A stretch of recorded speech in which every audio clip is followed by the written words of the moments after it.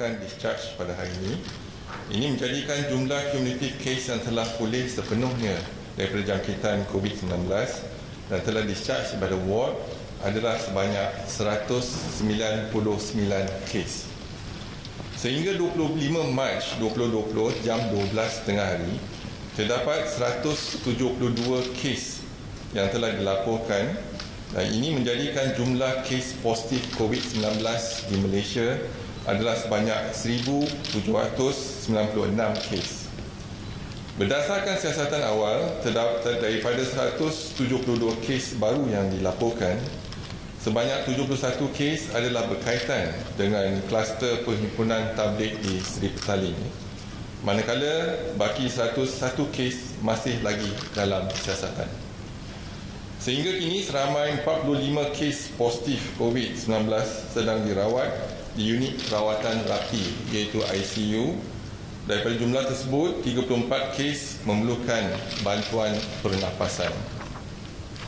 Daripada maklumat terkini dilaporkan ke CPRC Kebangsaan, duka cita dimaklumkan bahawa sehingga kini terdapat pertambahan 4 lagi kes kematian berkaitan dengan COVID-19.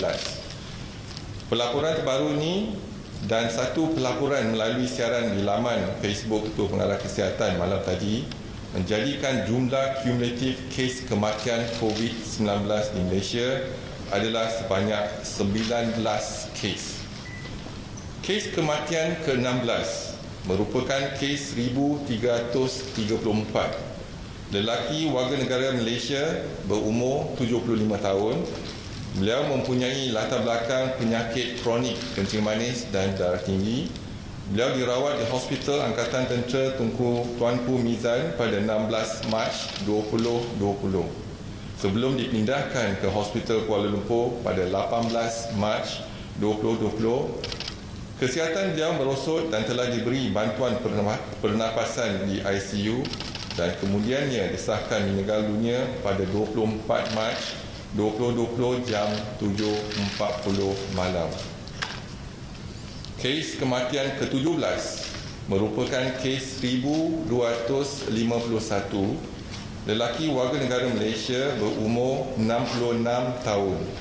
Beliau mempunyai latar belakang penyakit kronik, kencing manis dan darah tinggi dan disyaki mempunyai sejarah kontak dengan kes positif COVID-19. Beliau telah dirawat di Hospital Pakar Sultanah Fatimah Johor pada 20 Mac 2020. Kesihatan beliau merosot dan telah diberi bantuan pernafasan di ICU dan kemudiannya disahkan meninggal dunia pada 25 Mac 2020 jam 4.10 pagi. Kes kematian ke-18 merupakan kes 1,625. Lelaki warga negara Malaysia berumur 56 tahun. Beliau mempunyai latar belakang penyakit kronik. Beliau dirawat di Hospital Sultan Ismail Johor pada 20 Mac 2020. Beliau disahkan meninggal dunia pada 23 Mac 2020 jam 2 pagi. Kes kematian 19 merupakan kes 1,246. Perempuan warga negara Malaysia berumur 68 tahun. Beliau telah dirawat di Hospital Sultanah Nora Ismail Johor pada 19 Mac 2020. Kesihatan beliau merosot dan telah diberi bantuan pernafasan di ICU dan kemudiannya disahkan meninggal dunia pada 25 Mac 2020 jam 12.53 pagi. Kementerian Kesihatan Malaysia ingin mengucapkan takziah kepada ahli keluarga tersebut. Kementerian Kesihatan Malaysia mengambil maklum bahawa anggota Barisan Hadapan sangat komited dalam memberi perkhidmatan perubatan dan kesihatan yang terbaik kepada semua rakyat Malaysia bagi menghadapi kejadian pandemik COVID-19 ini. Namun begitu, sehingga 25 Mac 2020 jam 12 tengah hari, dilaporkan bahawa terdapat 73 anggota kesihatan Kementerian Kesihatan Malaysia yang dikesan positif COVID-19. Berdasarkan siasatan, punca jangkitan bagi kesemua anggota kesihatan ini bukan bukan disebabkan oleh pengendalian kes positif COVID-19 di fasilitis Kementerian Kesihatan Malaysia. Daripada jumlah tersebut, didapati punca jangkitan bagi 47 kes iaitu 64.4% adalah berkaitan dengan majlis perkahwinan yang juga dihadiri oleh mereka yang menghadiri perhimpunan tabligh. Lain-lain punca adalah seperti sejarah melawat ke luar negara dan dari kontak keluarga yang positif COVID-19. Untuk makluman, dalam penjagaan keselamatan anggota Barisan Hadapan, seramai 1,895 anggota kesihatan Kementerian Kesihatan yang menguruskan pesakit COVID-19 di fasilitis Kementerian Kesihatan Malaysia telah menjalani ujian pengesahan, di mana 1,187 orang adalah negatif, manakala 708 lagi masih menunggu keputusan, dan setakat ini tiada yang dikesan positif COVID-19. Semua anggota kesihatan dan Barisan Hadapan dinasihati untuk mengamalkan langkah-langkah pencegahan seperti yang telah disarankan, terutamanya dalam memastikan tangan sentiasa bersih, mengamalkan jarak sosial dan pemakaian alat pelindung diri iaitu PPE mengikut keperluan. Adalah dipohon agar semua anggota kesihatan dan Barisan Hadapan untuk memaklumkan kepada ketua jabatan masing-masing sekiranya terlibat secara langsung atau mempunyai kontak dengan peserta yang menghadiri pertama, program Perhimpunan di Sri Petaling dari 27 Februari sehingga 3 Mac 2020, dan yang kedua, Majlis Perkahwinan pada 6 Mac di Bangi atau Majlis Perkahwinan pada 7 Mac di Putrajaya yang dihadiri oleh anggota kesihatan. Sekian, terima kasih. Kalau ada apa-apa soalan, silakan.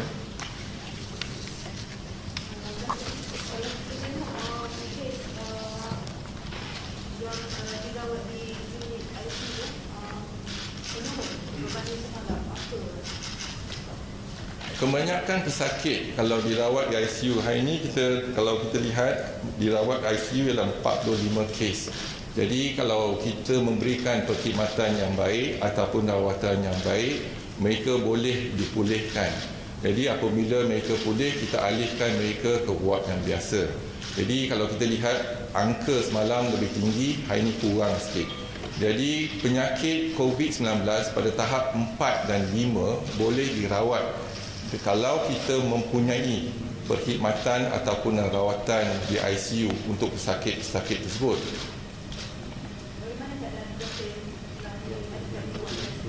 Setakat ini mereka stabil dan Alhamdulillah kita harapkan mereka akan pulih dengan sebaik mungkin. Dan sebelum kita dischargekan setiap pesakit, kita pastikan ujian yang dijalankan adalah negatif untuk tempoh 24 jam. Baru ada menyatakan ujian RT-PCR kesan virus seawal 1 hingga 2 hari sebelum gejala itu timbul. Jadi bukankah di sini Datuk Sri memperlihatkan bahawa ujian salinan secara besar-besaran itu adalah satu peningkatan terbaik? Ya, memang tepat sekali. Jadi kalau kita tengah mengambil langkah yang untuk melaksanakan ujian mass screening, ya. Jadi hari Jumaat ni kita akan melihat kepada kemampuan rapid test kit untuk antigen. Dan kemampuan di Kementerian Kesihatan kita ada 18 makmal dan campur dengan pihak swasta ada 5, dan sekarang kita meningkatkan lagi keupayaan untuk kita mengesan. Jadi pada sekarang ni kita boleh melaksanakan lebih kurang 6,000 kes sampel sehari, dan kita jangkakan kita akan meningkat walaupun belum lagi menggunakan test kit tersebut. Kapasiti kita pada minggu depan kita dapat tingkatkan 16,000. Walau bagaimanapun kita sedang melihat antigen test kit, bukan antibody, ya, antigen test kit hari Jumaat ni. Dan apabila antigen test kit ni kita rasa kalau verified ataupun disahkan berkesan, kita akan gunakan antigen test kit. Dan kita boleh kesan dengan lebih cepat, lebih tepat lagi. Dan kita masih menggunakan, kita nak IMR telah pun dalam perbincangan untuk mendapatkan mass test kit yang kita boleh laksanakan kit sampel-sampel dalam sehari, meningkatkan. Jadi kalau kita lihat di pihak pengalaman di Korea, mereka melaksanakan lebih kurang 20,000 test sehari. Jadi kita sekarang ni keupayaan kita sebelum kita gunakan mass test kit and rapid test kit, kita boleh meningkatkan keupayaan kita hingga 16,000 test dah. Jadi kita nak tingkatkan lebih lagi.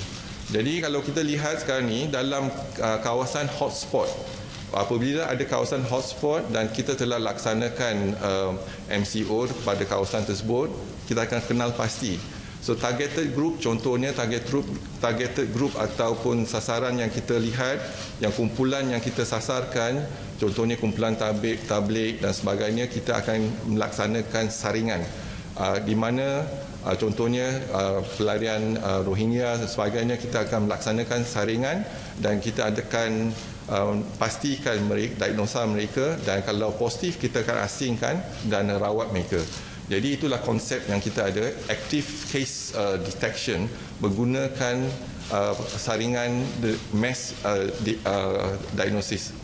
Antigen test ini adakah hanya untuk mereka yang sudah mempunyai gejala ataupun mereka yang tiada gejala? Tak semestinya dia. Biasanya kalau mereka ada gejala boleh dikesan, tapi yang asymptomatic tapi dia positif. Kes pertama, kes kedua, kes ketiga yang kita laporkan, mereka dah asymptomatic, di mana 8 daripada warga China, daripada Singapura, mereka datang ke Johor Bahru dan mereka asymptomatic. Tetapi kita dah kesan, walaupun asymptomatic, mereka boleh dikesan sebagai positif. Kes 16 ni, itu dari kluster mana? Kes 16 yang kematian kluster mereka kita ada dalam siasatan lagi. Kalau kes 16, ia lelaki warga negara Malaysia umur 75 tahun. Kluster bukan berkaitan dengan kluster tabligh. Jadi tetapi ada kemungkinan kedua-dua kes ini mendapat jangkitan semasa mereka solat berjemaah di masjid.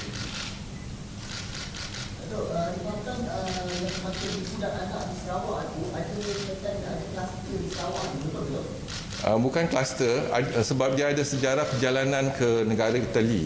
Jadi mungkin jangkitan daripada kontak rapat daripada jangkitan daripada Itali.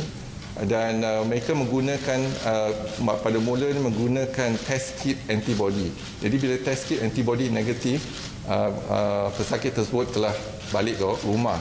Apabila beliau balik ke rumah dan menjangkiti ahli keluarga tersebut.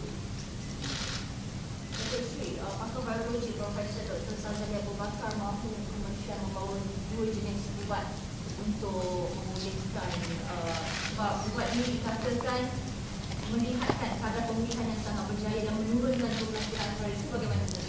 Ubat itu tak didaftarkan di Malaysia, tapi kita akan pertimbangkan melalui Ketua Pengarah Kesihatan, kita boleh luluskan. Walaupun ubat tu kita kena kaji sebab ada kesan samping ubat tersebut. Jadi kita kena berhati-hati apabila menggunakan ubat tersebut. Ada dua jenis ubat, Avigan dan juga Fukaikan. Dua jenis ubat tersebut. Ubat yang sama tapi Avigan daripada Jepun dan Fukaikan daripada negeri China. Jadi kita kena pastikan pemantauan yang rapi apabila kita nak gunakan ubat tersebut. Walaupun ubat tersebut tidak didaftarkan, tapi dengan kelulusan Ketua Pengarah Kesihatan kita boleh benarkan. Semasa ada penurunan kes di ICU kan, so hari ini PM kata sudah mengucapkan dia dah tambah tarikh itu sampai 14 Adakah PM akan meningkat kes positif atau? Kes memang kalau kita perhatikan jangkaan kita, kalau kita lihat jangkaan JP Morgan ialah mid-April, pertengahan April, mungkin kita akan mendapat kes yang meningkat lebih kurang 6,000 kes. Tetapi kita telah melaksanakan aktiviti-aktiviti kesihatan awam dan juga dengan MCO ni kita harapkan kita dapat mengesan kita dapat pastikan kes-kes yang positif, dan kes-kes yang positif akan diasingkan dan akan diberi rawatan.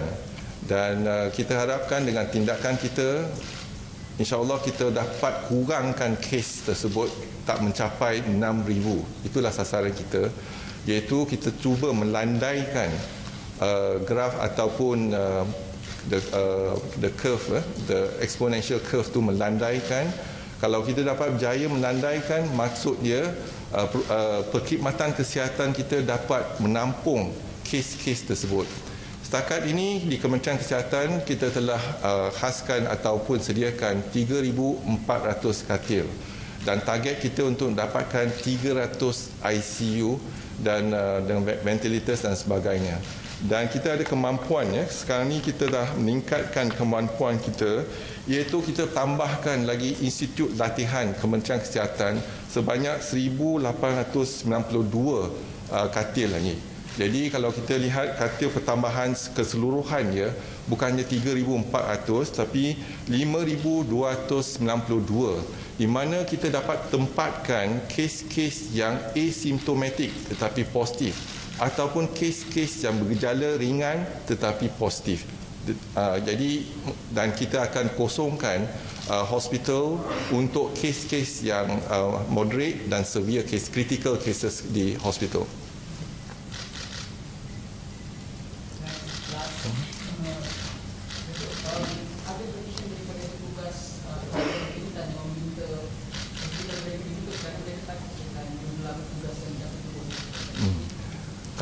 Kalau kita lihat jangkitan COVID-19 di hospital, memang pada mula contohnya hospital Teluk Intan, mereka yang dijangkiti adalah seramai 37 orang. Jadi kita tutup hospital tu untuk pembersihan, untuk nyah kuman dan sebagainya. Dan yang pasti kita akan buka hospital semula selepas tu, dan diharapkan kita akan menyelaras tenaga doktor-doktor dan jururawat daripada tempat lain ke hospital Teluk Intan. Bukan. Ada satu lagi. Dua hari lepas ada viral satu video mengenai frontliner, dia kata dah frontliner di hospital dah drain out.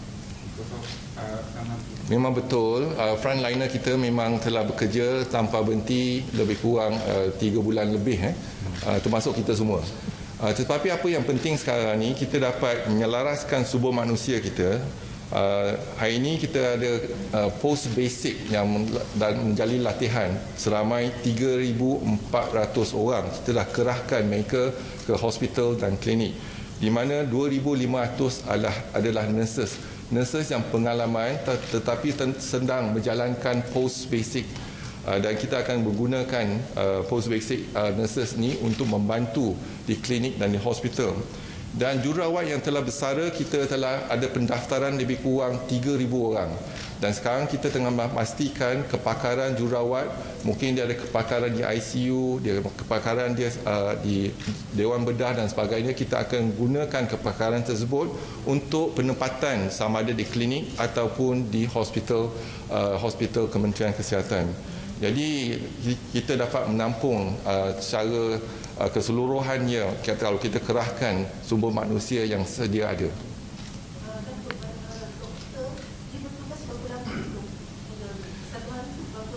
Kalau biasa 8 jam, kalau shift lah, nurses tu ada shift 8 jam, tapi doktor ada kalanya kita buat on call. On call ialah daripada pukul 5 sampai esok pagi dan mungkin pass over lepas tengah hari. Jadi kita tengok cara ataupun kalau kesibukan dalam kita merawat pesakit, jadi kita kena bagi ruang untuk doktor kita rehat. Maksimum 16 jam. Tapi kita tengok case to case basis lah. Dilihat jumlah yang kesihatan JKN yang positif ni yang tak tinggi.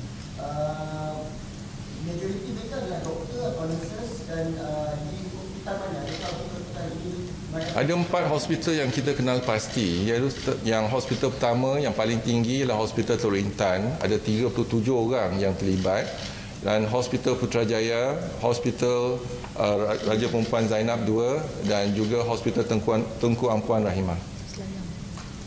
Dan juga Hospital Selayang. Jadi kita menghadapi kekurangan staf yang Jadi apa yang penting ialah kita kerahkan staf daripada jabatan yang lain ataupun hospital yang lain untuk membantu dalam hospital yang ada isu kekurangan sumber manusia. buat saja tu, bukan semua tutup, buat saja tu. Berapa banyak ventilator dan berapa banyak ICU? Ventilator setakat ni kita telah tempah 219, kita perlukan 800 ventilator, di mana 500 akan dikhaskan untuk pesakit COVID saja. Setakat ni kita dah tempah 219 dan kita akan terima 40 ventilator pada hari Jumaat ni, dan minggu depan kita akan terima 200 lagi ventilator, dan pihak swasta telah pun bersetuju untuk memberi ventilator ataupun loan ventilator kepada Kementerian Kesihatan sebanyak 60 buah. Jadi kita akan meningkatkan ventilator, keupayaan ventilator kita di ICU sekurang-kurang dia 500 ventilator untuk pesakit COVID. Okey, terima kasih. Ya. Buat, bukan hospital tutup, buat saja. Buat, tapi apa dah buka dari itu.